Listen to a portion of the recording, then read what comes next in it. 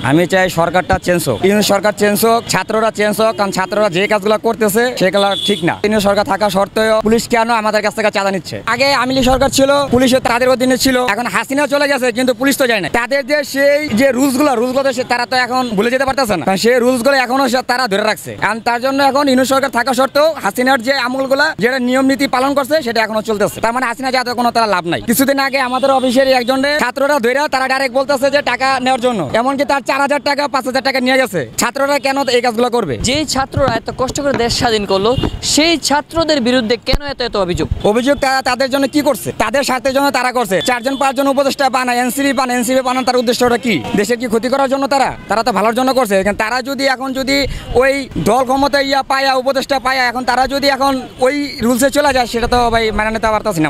আগে যেরকম জিনিসপত্রের দাম ছিল এখনো বর্তমানে সে একই দাম, কোনো দাম কমে নাই। এটা শুধু ভুগিযোগী। কিছু দেখা যাচ্ছে সিন্ডিকেট এখনো ভাঙতে পারে না। দেশের সিন্ডিকেট যেদিনকে ভাঙবে সেদিনকে দেশের সব স্বাধীনতা পাবে। কি করবে দেশের জন্য?